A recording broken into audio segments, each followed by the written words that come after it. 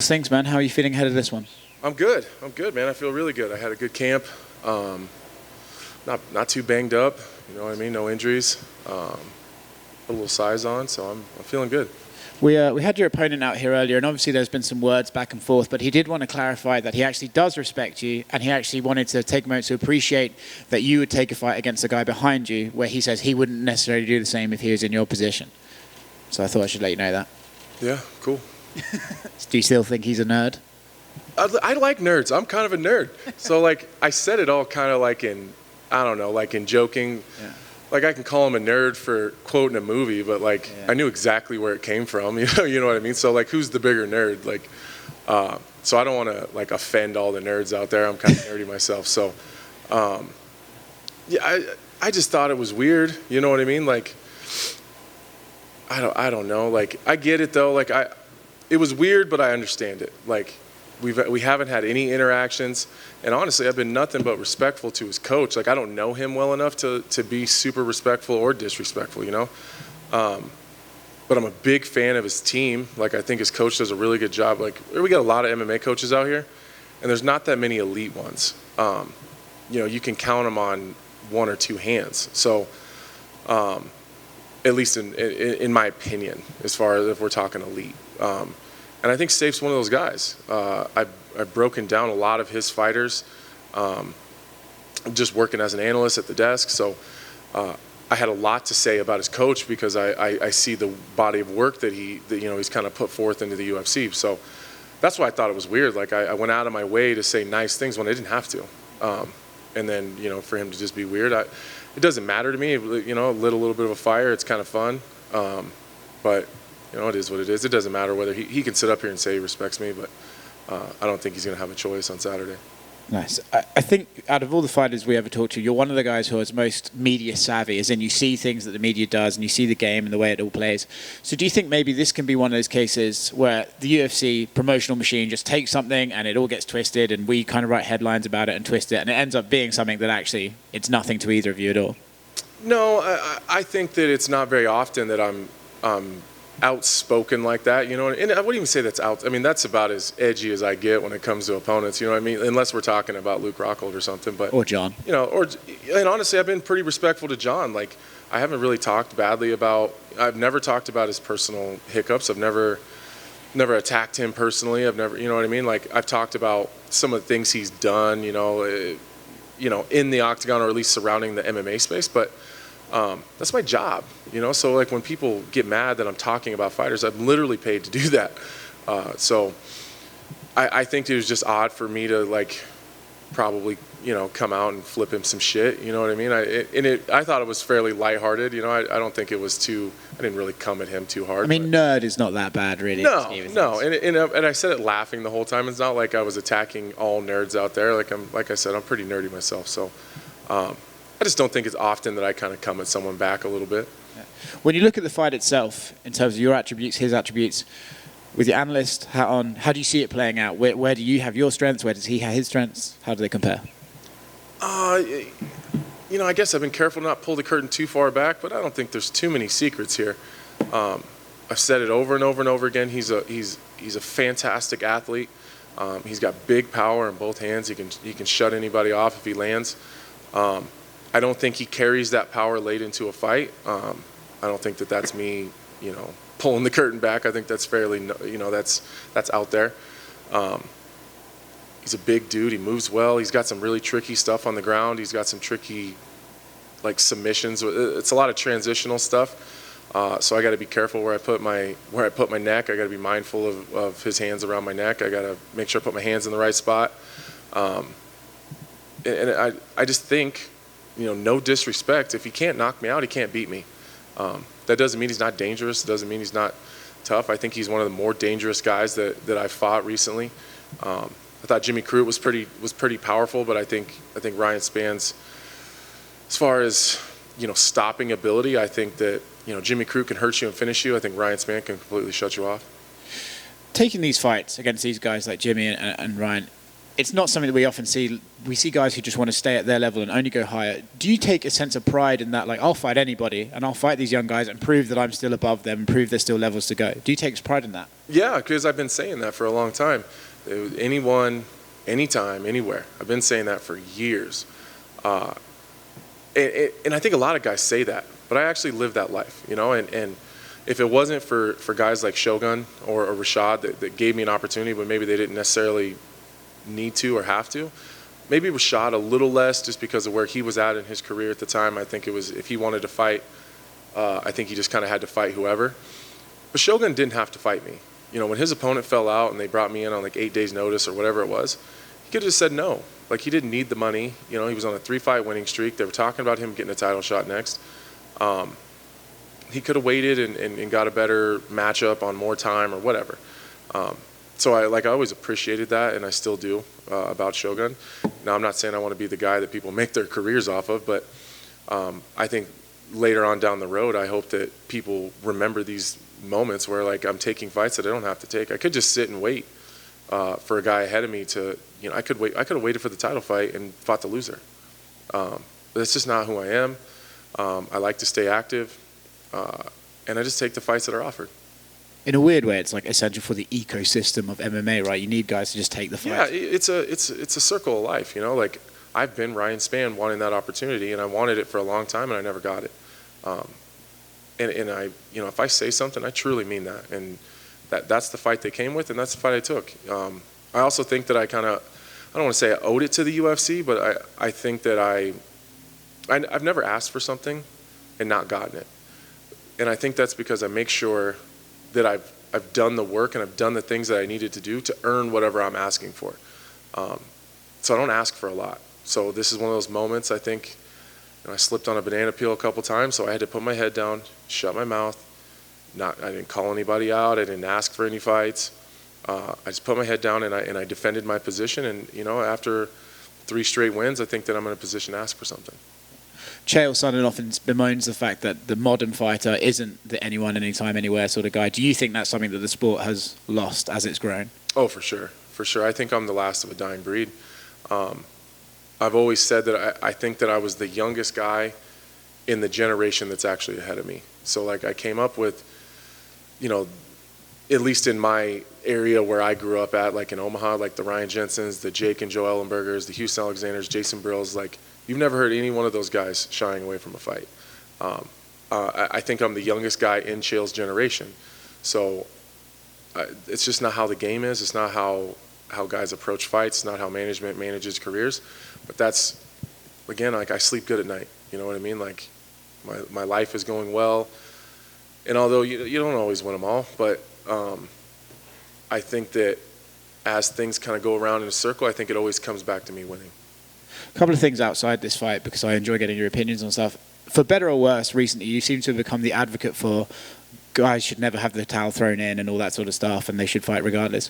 When you see something... Oh, no. It's not that I don't... Personally for you, at least. Personally for me, I think the fight should be stopped more often. I think coaches should step in when... Speaking of, you know, bringing Chael up, Chael said that the towel shouldn't be thrown in when your fighter can't continue. That he thinks it should be thrown in when your fighter can't win anymore. I think that's a little bit extreme. I just think it should be the fighter's choice, you know, and that comes down to being for me personally. So what I want to expand on from that is there a point where the fighter can no longer be trusted to make that choice? I'm thinking of Evander Holyfield and situations like that, where they get to a point where it's like everyone around them sees them working out, everyone around them sees this is not likely to go well. At what point can it no longer be their choice? Well, I think we're talking about extremes for sure. I think there's a lot of gray area in the middle, and I think that's where things get a little dicey. I don't personally think Evander Holyfield should have been in there fighting. I think Evander knows that. You know what I mean? And I think it comes down to paychecks, and I think that fighters, when it gets to the end of their career, I think the end of the career guys and then the towel throwing in situations are totally separate. Like, I don't know if I'll ever be able to stop on my own. I just don't. Because I've always said, like, I think I'll retire when I don't think that I can compete at the highest level anymore. But, like, fighters are pretty delusional. I don't know if I'll ever actually believe that. You know what I mean? I feel like I could be Evander Holyfield's age and be like, man, if I could just land that big shot, I could. You know? Yeah, I think he feels that way too. I do think there's a moment where people need to step in for sure, 100%. Do you think there's something to, again, I'm asking your opinion on it, and it's just an opinion, but when you're someone like Vitor and you get in there and you see Evander throw the first jab, you must know, like, oh, he is 58. Mm-hmm. Is there a part of you that thinks maybe that guy, as a legend, should kind of help him get through the fight, or do you think Vitor did the right thing, did his job, got him out of there? I think it depends on the fighter. I'm not sure. I think I think I probably would have just helped him along and let's just get out of here whole without putting yourself in any danger. I mean, you're going to have to land shots. That's just part of it. But I'm not sure that I could have gone in there and just, lit up Evander Holyfield like that after seeing him move like that. But I think we all know Vitor is a different beast. You know what I mean? So I do think that there's those situations that do happen where, I think there's, I don't know, like a mercy rule kind of, like Vitor had to have known that like this wasn't going to go well for Evander Holyfield. So, and if he didn't, he would have realized fairly quickly. Very quickly he would have realized. So I think it depends on the fighter. I think there's a lot of guys like Vitor out there, but I do think there's a lot of guys like me that would have just, let's just get this shit over with, and get my paycheck and get out of here. Last thing for me, and I only asked you this because of previous comments you made. Last night, Dana White was here, very heavily advocating for Jake Paul to fight Anderson Silva. Would you be interested in watching that fight? For sure. That's the fight that I think needs to happen. I just want Jake Paul to fight someone good. If he fights Anderson Silva, I'll shut up, and I'll stop being so critical. If he fights him and he even looks looks okay doing it, I'll shut up and give him his props. Like I've never hated on Jake Paul fighting. I think that everyone deserves the opportunity to fight. I advocated for CM Punk. I think they should all do it at a high level because, what are we going to put like CM Punk and Jake Paul and like I love the LFA, love it, but like is that where we're going to put CM Punk? Like they can't even handle that type of celebrity, right? So I think Jake Paul should be allowed to fight. I think that he's taking it very seriously. I think that he trains hard. I think that he respects the art and the game. I just don't think he's very good. So what did you think of the Woodley fight and his performance in that? I thought he looked awful. And I love Tyron. I don't want to be critical of him. He's a fellow fighter. He's also a coworker at the desk. But he's stuck in neutral all the time, and it's so frustrating. It's just like if you're gonna lose anyways, just go berserk and just throw bombs. But so that part's frustrating. But like the mistakes that Jake Paul makes are very amateur mistakes. He has natural power in his hands. That's very clear. He's an athlete. That's very clear. But if I threw a jab and my back foot came off the ground, Mark Montoya would tear my fucking head off. It just wouldn't be allowed, And he's supposed to make those mistakes at this point in his career. He's way better than he should be for the amount of time he's been fighting. I'll give him that. So I don't think he sucks. I just don't think he's very good, if that makes any sense. So if he was to fight Anderson and do well, I would stop criticizing him so much. As far as his abilities, I've never criticized the media thing. I think he's doing a fantastic job. Bringing the pay scale up and helping other fighters and all that stuff. I have no criticism there. It's just his actual abilities that I've ever criticized. Do you think it's likely he would do well against Anderson? No. Okay. I don't think so. Me neither. Thank you. Mm-hmm. Hi, Anthony. Hi. How are you? Good. How are you? Good. I just have a couple follow-up. You talk about the anytime, anywhere kind of mentality. Is there any downside to that maybe you put in all this work and you do everything, but you're not making a strategic moves for your career? Is there any fear that might come into play at some point? Not too bad. I've never turned a fight down in the UFC. It's not often that I actually get fight offers, though. So once you make it to a certain place in the division and in the rankings, you kind of figure out what makes sense. So it always drives me crazy when you see fighters asking for a fight that doesn't make any sense. So they'll call out a guy that they haven't done the research on and realize he already has a fight coming up. Or they'll be unranked and call out the number 4 guy. Or that stuff never pans out really. So anything I've ever asked for has made perfect sense and I have a way of justifying that. So I asked for Volkan Ozdemir because it made sense in the rankings. He didn't have a fight coming up. He was about to the point where he needed to get a fight booked or he was about to. So that's what I asked for and that's what I got. So typically I come to the UFC right away. I already have a name in my head typically when I fight. So if anything changes fight week, like that guy gets a fight book during the week, then I'll change that name. And most of the time, that's what I get. So they came with Devin Clark, because it was initially, like, just for some context, like initially it was supposed to be Misha Serkinov. And that's who we asked for, because at the time and kind of where I was, and I'd lost 2 fights, like that's what I thought made most sense, and that's what I got. And then Misha backed out, like last second, there was no one else available. Devin Clark was there, so that's how that fight happened. So I accepted the fight. And then it came to Jimmy Crute. That's one of the names that were on the list, so we gave him a list of like 3 guys that I thought made sense in the division, and Jimmy Crute was one of them, and that was the fight that happened.